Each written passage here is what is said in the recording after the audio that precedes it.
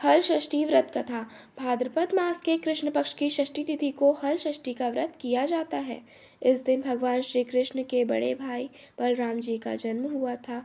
इस दिन हल षष्ठी के व्रत में कथा अवश्य सुननी चाहिए। यह पर्व कृष्ण जन्माष्टमी के 2 दिन पहले पड़ता है।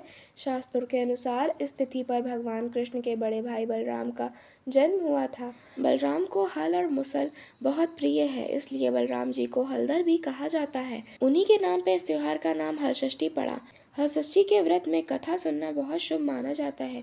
आइए हल षष्ठी व्रत कथा सुनते हैं। प्राचीन काल में एक ग्वालिन थी जो गर्भवती थी और जिसका प्रसव काल बहुत निकट था। एक तरफ ग्वालिन अपनी प्रसव पीड़ा से व्याकुल थी तो दूसरी ओर पीड़ा में भी उसका मन गाय भैंस का दूध बेचने की तरफ लगा हुआ था। ग्वालिन सोचने लगी कि अगर मेरा प्रसव हो गया तो फिर यह गौ का रस बेकार हो जाएगा। इसलिए ग्वालिन फटाफट उठी और सिर पर दूध दही की मटकी रखकर बेचने के लिए निकल गई। रास्ते में वह किसी झरबेरी की ओट में चली गई और वहां जहां उसने एक पुत्र को जन्म दिया।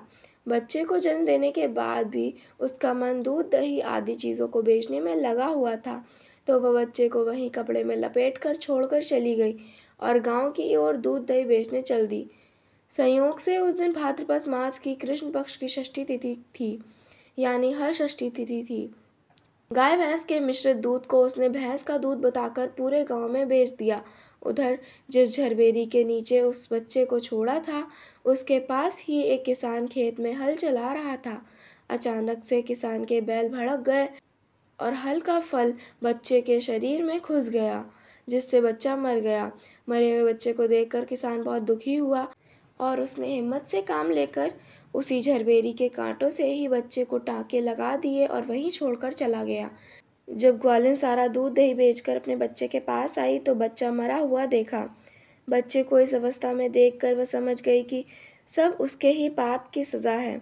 मन ही मन अपने आप को कोसने लगी कि अगर असत्य बोलकर दूध न बेचा होता और गांव की महिलाओं का धर्म भ्रष्ट न किया होता तो मेरे बच्चे की यह दशा नहीं हुई होती। उसने गांव वालों को सारी सच्चाई बताकर प्रायश्चित करने के बारे में विचार किया। ग्वालिन तुरंत उठी और गांव की महिलाओं को सारी बात बताकर माफ़ी मांगने लगी और इस करतूत के बाद मिले दंड के बारे में बताने लगी। गांव की महिलाओं को ग्वालिन पर रहम आ गया और उस पर रहम खाकर क्षमा कर दिया और आशीर्वाद दिया। जब ग्वालिन गांव से निकलकर वापस अपने बच्चे के पास पहुंची तो उसका बच्चा जीवित हो गया। उसने ईश्वर का बहुत धन्यवाद कहा और आगे से फिर झूठ ना बोलने का प्रण लिया। अगर वीडियो पसंद आए तो वीडियो को लाइक, शेयर और चैनल को सब्सक्राइब ज़रूर कर दीजिएगा। धन्यवाद।